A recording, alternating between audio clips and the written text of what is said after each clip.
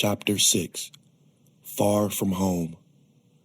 It's the sound of Casper's obnoxious barking that finally snaps Phonte out of his sleeping coma and makes him jump to his feet with disoriented gracelessness.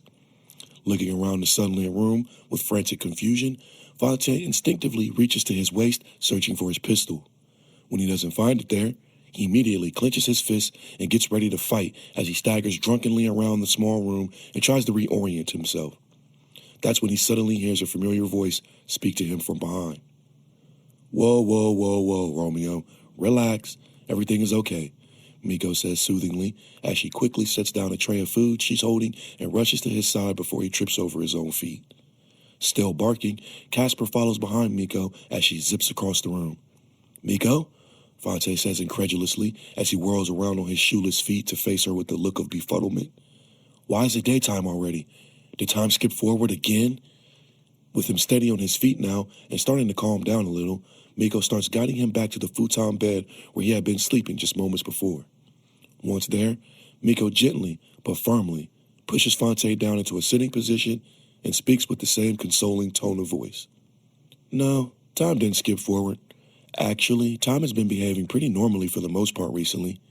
Then what the hell is going on? Where are we? Phonte responds with confusion evident in his voice as his muddled vision begins to clear and he gets a somewhat clear look at his surroundings. The room, which looks to Phonte like the living room inside of a trailer home of some sort, is rectangular shaped and covers no more than 30 cubic square feet of space with the only visible door facing him from the north side of the room. The room is casually decorated with the normal trappings of a quaint domestic dwelling, and the warm aesthetic gives the room a subtle suburban veneer. To the south of the futon upon which he now sits, Phonte sees a kitchenette, which is small, but equipped with what appears at first glance to be a working sink, stove, and refrigerator, complete with a table and 4 chairs. Off in the southeast corner of the trailer, Phonte can see a hallway heading to the east that he assumes leads to other areas such as a lavatory and possibly other rooms used for living quarters. Briefly pausing her response as Phonte continues to get acclimated with his surroundings, Miko flashes a glaring scowl in Casper's direction. The expression is something the Siberian Husky quickly comprehends as a warning and finds himself suddenly persuaded to stop barking on the spot. With the room quiet now, Miko turns her attention back to Phonte and continues speaking. As far as what's going on, as you can see, I was about to have some lunch, she says with a sardonic smile as she laughs out loud and goes on. I have no idea exactly where we are, though. After we crashed, I woke up here with a huge headache and been waiting on you to recover ever since. How long have I been out? Phonte inquires casually. Roughly about 3 days, give or take a few hours. But don't feel bad. I've only been up on my feet for a day or so, long enough to meet some of the good Samaritans who saved us from the Ravagers in the city. This solicits a look of surprise in the form of wide eyes and raised eyebrows as Phonte shakes his head in disbelief. Good Samaritans? You mean other people? As in normal people like us? He says incredulously as his vision starts to clear and the grogginess finally dissipates. Just before I passed out after the crash, I thought I saw some non-crazy people, but I figured I was hallucinating or something. Nope, no hallucination at all. Everyone you saw who wasn't trying to rip your throat out is 100% normal, just like us. They're the ones who brought us here. Wherever here is, that is. She responds with another smile. Wow, that's a plot twist I didn't see coming, Phonte says with genuine surprise. So at least we know we aren't the last humans alive on Earth now. But wait, what the hell are Ravagers? Miko is unable to stifle a giggle as the quizzical look of bemusement returns to Fonte's face. It's what the people around here call the crazies. I don't know why, though, she replies with casual indifference. Aw, isn't that a cute name? Phonte bristles with sarcasm. I like it. It has a better descriptive quality than saying the crazies, Miko replies with a smirling chuckle. With Phonte seated on the futon and apparently starting to regain his composure, Miko slips back to the front of the trailer, grabs her tray off the end table where she set it, and walks to the kitchen area where she sits at the table. Feeling his stomach rumble with hunger, Phonte decides to join her at their table, where he immediately snatches up one of the 2 ham and cheese sandwiches off the tray. Hey, that wasn't for you, Miko says in mock protest as Phonte rips his first bite out of the sandwich. That was for Casper. Phonte shrugs. He'll live, he says as he shoots Casper a quick smile. So how many people here have you met since you woke up? Miko swallows a bite of food and washes it down with a quick drink of apple juice as she responds. Not many. Just a nice lady named Margaret who was tending to us while we were unconscious and a couple of guys who saved us who were at the commissary hall. And you didn't ask any of them where we are? Phonte asks curiously as he shoves another bite of the sandwich into his mouth. Miko gives him a look of exasperated annoyance as she sets her sandwich down on the tray and folds her arms across her chest. Of course I asked, but none of them volunteered any useful information about the place other than saying the community itself is called New Eden. New Eden? What kind of name is that? Miko shrugs impassively. I don't know. The people here in this community seem super religious, so maybe that has something to do with it. Community, huh? How many people are here exactly? Phonte asks. Breaking her gaze with Phonte, Miko uncrosses her arms and reaches out with her right hand to grab a few potato chips from her tray. I didn't exactly have time to get a head count, you know, she says with a tone of voice laced with annoyance as she pops the chips into her mouth and chews vigorously. Well, try to take a guess then, Phonte replies, despite her obvious irritation at being interrogated while she ate. Miko sits back in her chair as she grabs her sandwich and takes another bite as she contemplates his question with a look of impatience. Giving her a few moments to think, Phonte gets up from the table and walks back to the living room, nimbly dodging a coffee table in his path as he does so, and peers through the curtains of a small window on the north wall to get a good look at this community. It's really hard to say, since I didn't really go too far from this trailer while you were laid up like Sleeping Beauty.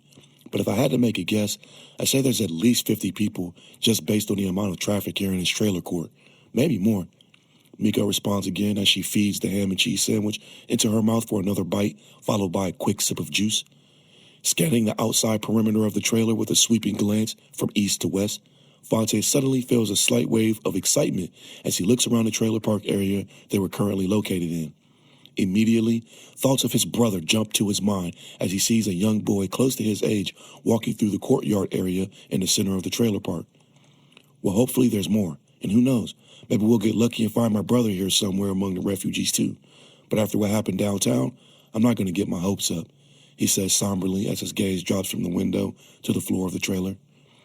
Miko, of course, knows that he's referring to the disappearance of his mother, but says nothing as she takes another sip of juice. The revelation had devastated Phonte and had left him in such a shattered emotional state that he had foolishly risked both their lives on a suicidal rescue mission to save his dog from a massive flock of ravagers. The decision had nearly gotten them both killed, and if not for the Good Samaritans, who miraculously came to their aid at the last moment, they would have not survived. Miko decides to let these last thoughts pass through her mind quickly and tries not to feel resentful about them as she turns to look at Phonte by the window. She can see the trauma of the emotional loss still evident on his face as he silently stares at his feet, and after a few moments of letting the awkward silence hang in the air, Miko simply says, "So, where do we go from here?" Snapping back from his deep, contemplative stare at the floor, Phonte moves away from the window and returns to the kitchen area of the trailer where he sits down at the table again. That's a good question. I guess we start by finding out where the hell New Eden is first, and then we find out if my brother is here. From there, we collect any useful information these people might have, and then we get the hell out of here and start trying to find a way to save the world, he says with conviction. What if we don't find your brother before we leave, though? Miko asks as she takes another bite of her sandwich and tosses the rest to Casper, who hungrily snatches it out of the air with greedy eagerness. Are you going to be able to put off looking for him while we go searching for a way to save the world? Phonte mulls the question over for a moment and then responds. If he's not here, and I don't expect to find him here, if I'm being honest, then yes, I will put off looking for him so we can focus on trying to figure out how to bring everyone back and fix all this, he says somberly. That has to be our main priority from here on out, I feel like. Suddenly, there's a knock at the trailer door before Miko can respond.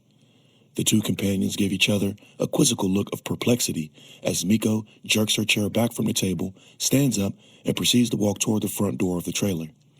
When she opens the door, she sees a middle-aged woman with deep flowing hair, green eyes, and well-assembled facial features that give her a strong resemblance to the actress Nicole Kidman.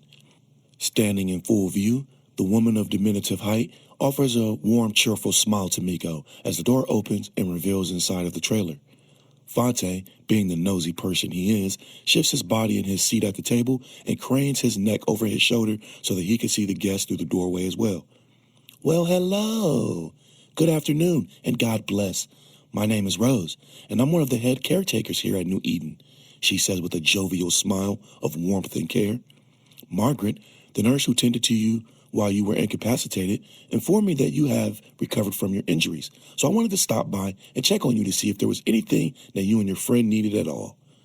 Oh, that's very nice of you. Thank you. The people here have been very kind, so we don't really need anything at the moment. In fact, we just got finished with some lunch, and we were trying to figure out what we should do next, Miko replies politely. My name is Miko, by the way, and the big head buddy of mine you see sitting in the kitchen, that's Phonte, she says with a thumb cocked over her shoulder.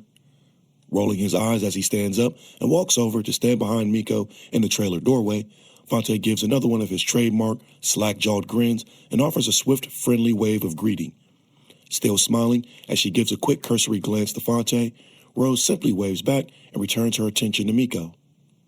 Well, if you guys are feeling up to it, perhaps I could show you around and help you get acclimated with the community a little better.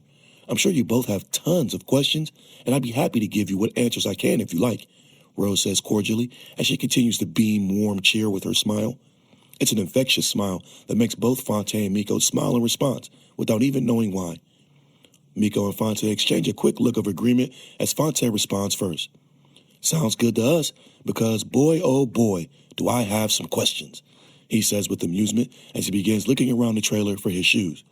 Quickly locating them by the futon in the living room, he walks over, slides his feet into the all-black Nikes, and then returns to the door. Let's roll.